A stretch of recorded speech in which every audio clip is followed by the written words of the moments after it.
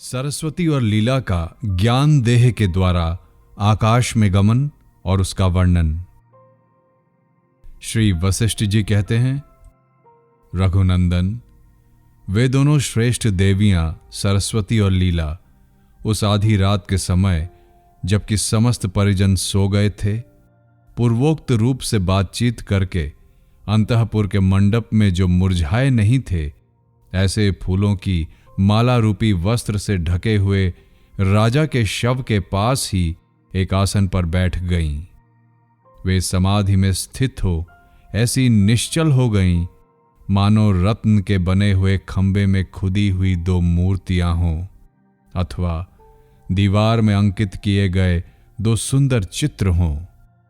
निर्विकल्प समाधि लग जाने से वे ब्रह्म ज्ञान से शून्य हो गईं। पहले उन दोनों को मैं जगत इस भ्रम रूप दृश्य की अनुपत्ति का बोध हुआ, अर्थात उन्होंने भी अनुभव किया कि जगत की कभी उत्पत्ति हुई ही नहीं। जब ऐसा अनुभव हुआ, तब उन्हें इस दृश्य प्रपंच के अत्यंताभाव का निश्चयात्मक ज्ञान हो गया। फिर तो उन दोनों की दृष्टि से यह दृश्य रूपी पिशाच पूर्णतः ओझल हो गया। उसकी सत्ता है ही नहीं, इसलिए वह सर्वथा दृश्य हो गया। निष्पाप रघुनंदन, जैसे हम लोगों की दृष्टि में खरगोश के सींग नहीं हैं और न होने के कारण ही वे दिखते नहीं, उसी तरह यह दृश्य पिशाच न होने के कारण ही उनके लिए सर्वथा तिरोहित हो गया। जो वस्तु पहले से ही नहीं है, वह वर्तमान में भी अस्तित्व शून्य ही है। इस जगत की यही स्थिति है। यह प्रतीत हो तो मृग तृष्णा में जल की प्रतीति के समान असत है, और यदि प्रतीत न हो तो खरगोश के सींग की भांति असत है। तात्पर्य यह है कि किसी भी दशा में इसकी सत्ता नहीं है। ज्ञान की देवी सरस्वती अपने उसी ज्ञानमय शरीर से विचरण करने लगी, परंतु मानवी रानी लीला ने मानव देह के अभिमान का त्याग करके ध्यान और ज्ञान के अनुरूप दिव्य शरीर का आश्रय ले उसी के द्वारा तीव्र गति से आकाश में विचरना आरंभ किया। उन दोनों ने उद्बुद्ध हुए पूर्व संकल्प जनित संस्कार ज्ञान से गृह आकाश में ही एक बित्ता ऊंचे बैठकर आकाश गमन में समर्थ चिन्मय आकृतियां धारण कर लीं। दोनों ही चेतन आकाश ब्रह्म रूपिणी हो गईं।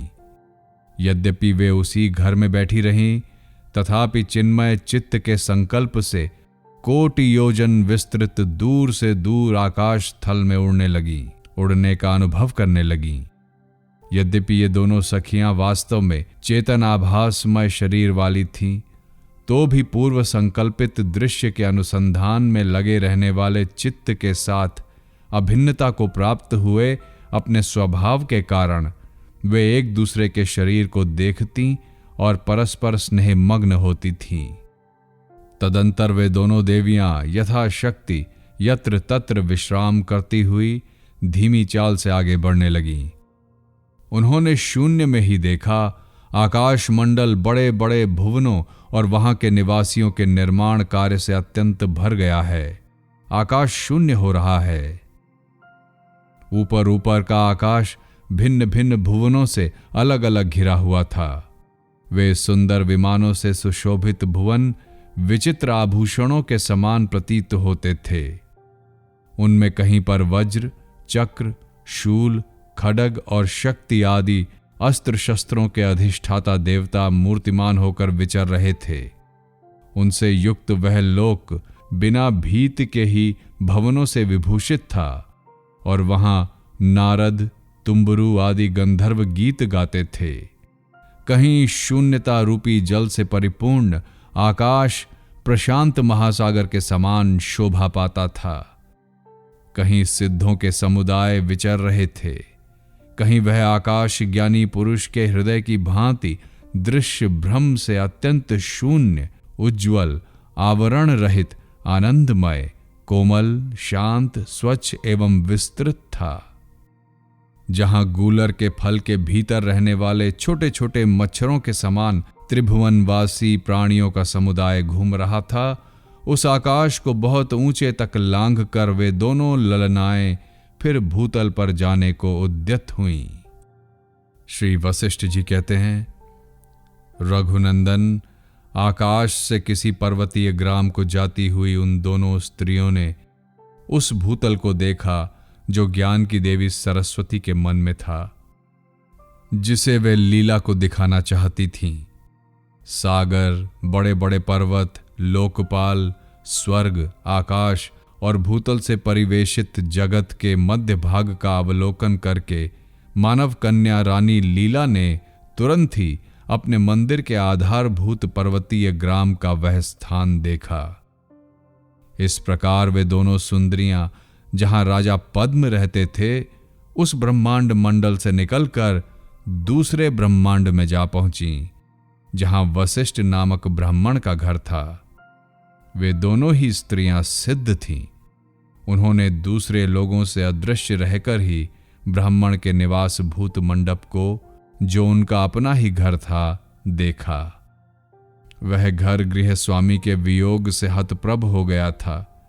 उसके मुख अर्थात द्वार की कांति करुणा से व्याप्त थी और उसका विनाश निकट था। रघुनंदन, सुंदरी लीला चिरकाल तक सुंदर ज्ञान का अभ्यास करने के कारण देवता की भांति सत्य संकल्प और सत्य काम हो गई थी। वह जो चाहती वही हो जाता था।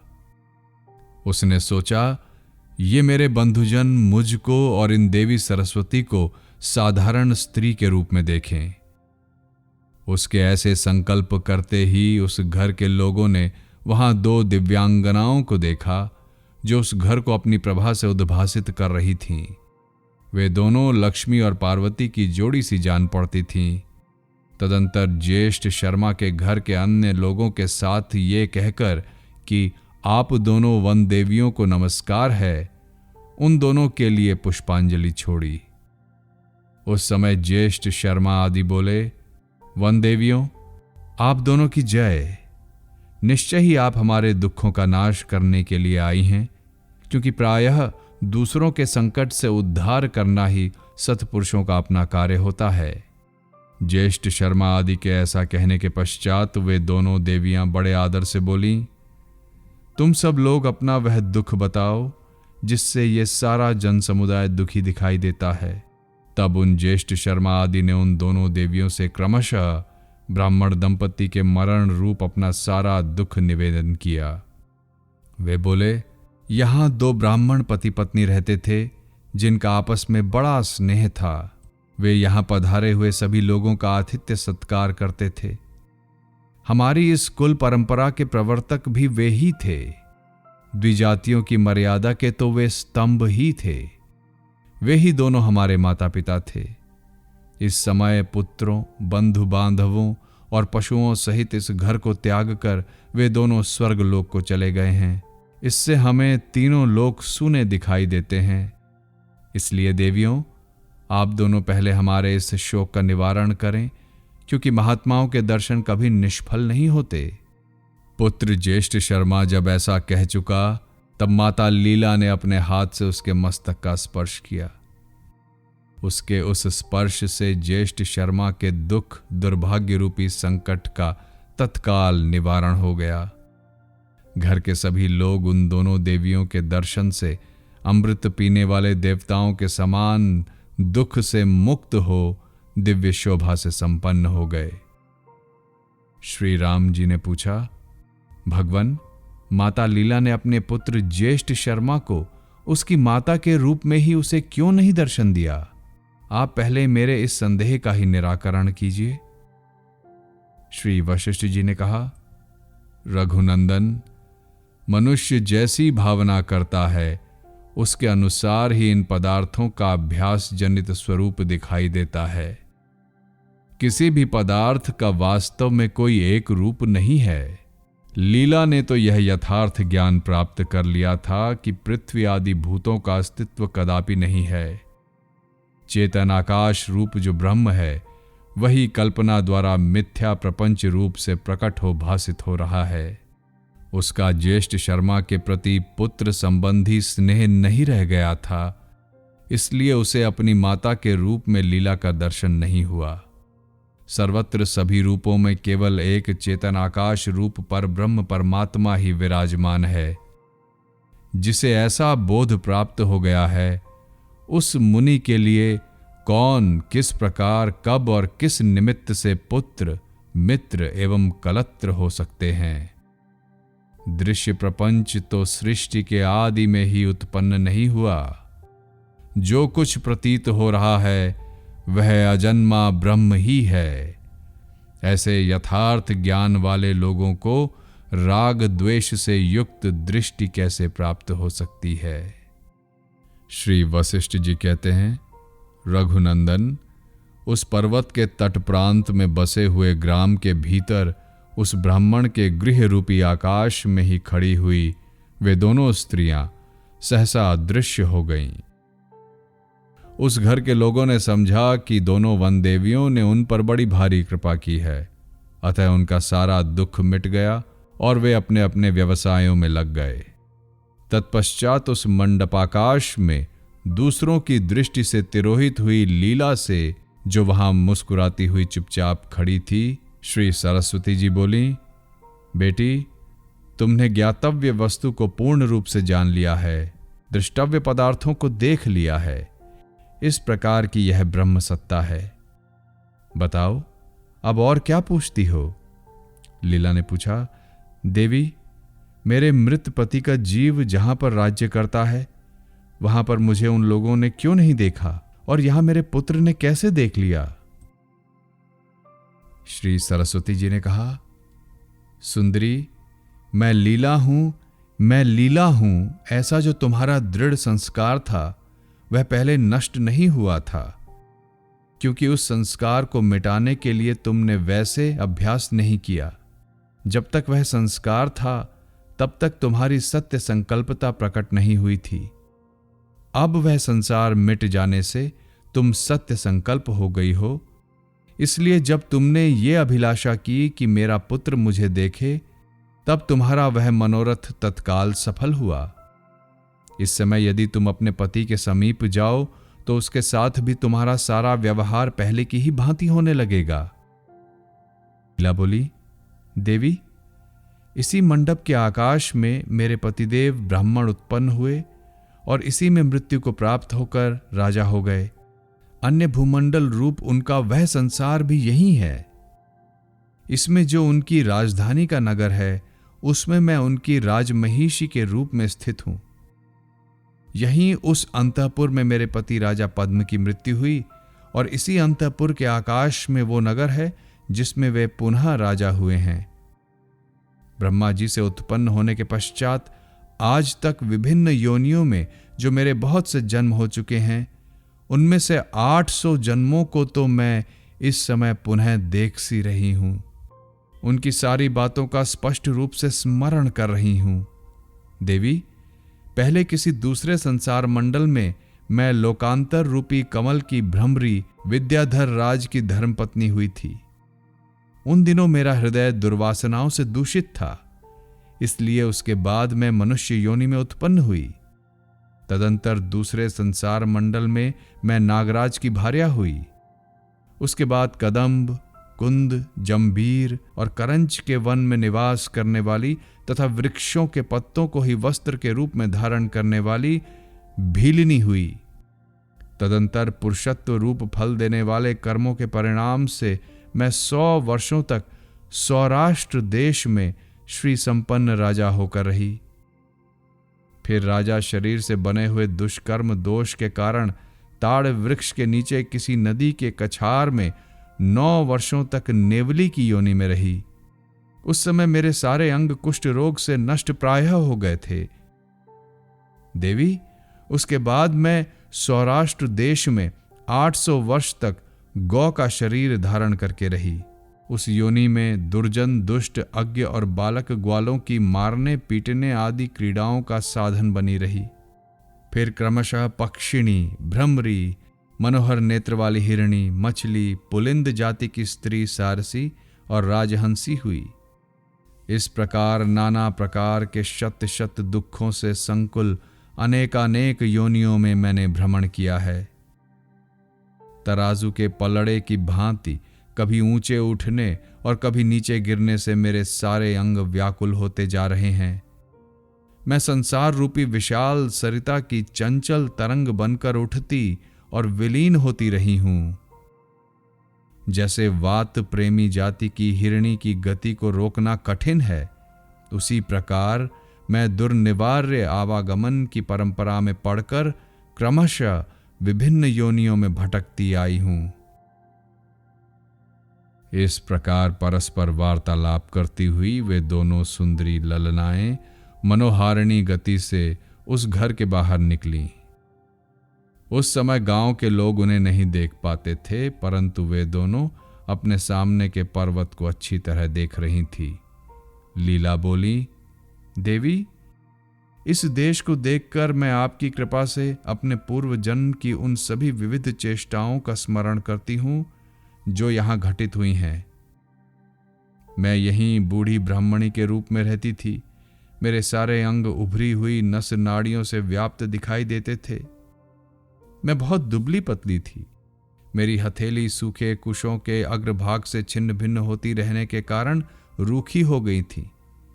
मैं अपने पतिदेव के कुल की वृद्धि करने वाली भार्या थी। दूध और मथानी मेरी शोभा बढ़ाते थे। मैं सारे पुत्रों की अकेली माता और अतिथियों का सत्कार करने वाली गृहिणी थी। देवताओं, ब्राह्मणों और संत महात्माओं के प्रति मेरे मन में बड़ी भक्ति थी। जब तक मेरा शरीर रहा तब तक घर की ही सेवा टहल में मेरे दिन रात बीतते थे। ओह, इस काम में बहुत देर हो गई, बड़ा विलंब हुआ, इत्यादि बातें कहती और निरंतर कार्य में व्यस्त रहती थी। मैं कौन हूं, ये संसार कैसा है, इन बातों की चर्चा या इन प्रश्नों पर विचार कभी सपने में भी मैंने नहीं किया। मेरे पति क्षत्रिय होने के साथ ही तत्व विचार में मूढ़ थे। मेरे ही समान उनकी भी घर में आसक्ति बनी हुई थी। उनकी बुद्धि शुद्ध नहीं थी। समिधा, साग, गोबर और ईंधन के संग्रह में ही मेरी एकमात्र निष्ठा थी। घर के पास खेतों में जो साग सब्जी की क्यारियां थीं, उन्हें सींचने के लिए मैं जल्दी जल्दी जलपात्र लेकर आने के निमित्त नौकरों को पुकारा करती थी। जल की लहरों के किनारे जो हरी भरी घासें उगी होती थी, उन्हें स्वयं लाकर मैं अपनी छोटी सी बछिया को तृप्त किया करती थी। हर पल घर के दरवाजे को लीप कर वहां चौक बनाती और उसमें अलग अलग रंग भरकर सजा देती थी। घर के नौकरों को शिक्षा देने के लिए मैं कुछ दीनता के साथ नम्रतापूर्वक समझाती कि लोग तुम्हारी निंदा करेंगे, इसलिए तुम्हें विनय और सदाचार से रहना चाहिए। जैसे समुद्र अपनी तटभूमि का लंघन ना करके निरंतर मर्यादा में स्थित रहता है, उसी प्रकार मैं भी धर्म मर्यादा के नियम से कभी च्युत नहीं होती थी। रघुनंदन, ऐसा कहकर उस पर्वतीय ग्राम के भीतर भ्रमण करती हुई लीला ने अपने साथ विचरती हुई सरस्वती देवी को मंद मुस्कान के साथ वहां की एक एक वस्तु को दिखाया। फिर वह इस प्रकार बोली, देवी, इस घर के आकाश में ही वह मेरे पति का जीव राजा के रूप में रह रहा है। यही अंगुष्ठ मात्र गृह आकाश के भीतर ही स्थित परमार्थ वस्तु पर ब्रह्म को मैंने भ्रम से करोड़ों योजन विस्तृत पति का राज्य समझा था। जगदीश्वरी, हम दोनों चेतन आकाश रूप परमात्मा ही हैं। मेरे पतिदेव का राज्य जो सहस्रों पर्वतों से भरा हुआ है, आकाश में ही स्थित है। यह बहुत बड़ी माया फैली हुई है। इसलिए देवी, अपने पति के नगर में जाने की पुनः मेरी इच्छा हो रही है। अतः चलिए हम दोनों वहां चलें। जिन्होंने कहीं जाने का निश्चय कर लिया हो, उनके लिए वह स्थान क्या दूर है। ऐसा कहकर लीला ने देवी को प्रणाम किया और शीघ्र ही गृह मंडप में प्रवेश कर सरस्वती देवी के साथ वह आकाश में उड़ चली। भगवान विष्णु की अंग कांति के समान नीले मेघ पथ को लांघ कर वे प्रभा आदि 7 वायुओं के लोक में जा पहुंची। फिर वहां से सौर मार्ग तथा चंद्र मार्ग को लांघती हुई वे ध्रुव मार्ग से भी ऊपर पहुंच गईं।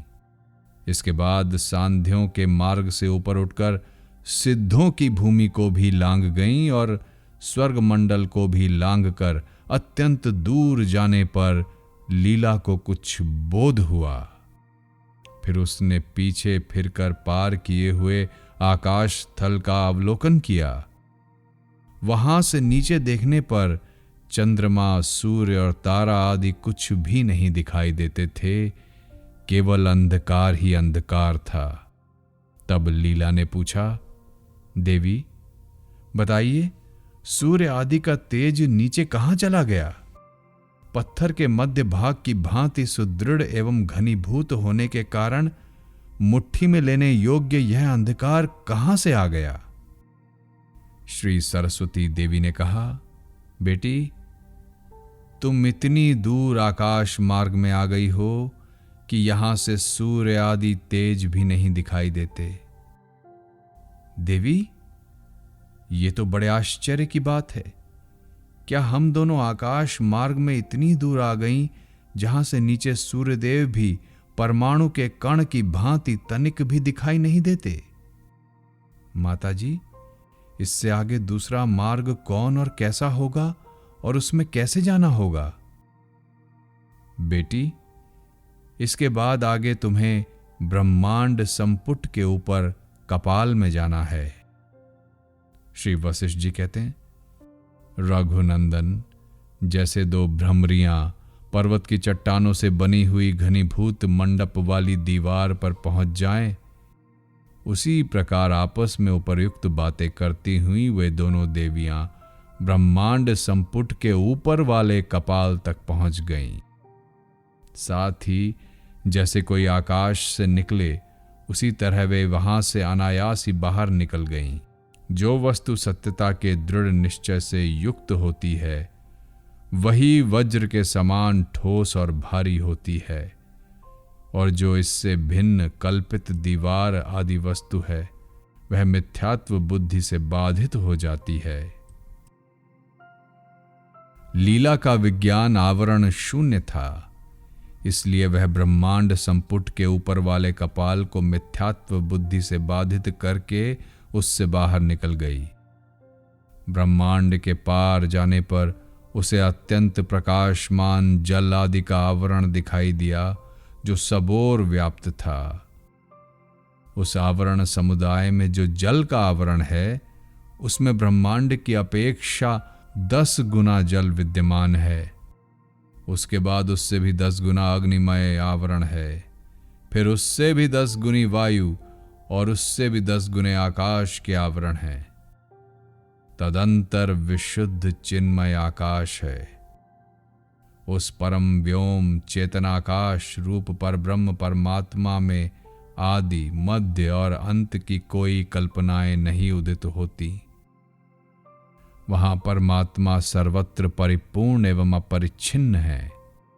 वह अद्वितीय, सर्वव्यापी, शांत आदि अथवा कारण से रहित, भ्रम शून्य, अनादि, अनंत, मध्य रहित तथा अपनी ही महिमा में प्रतिष्ठित है।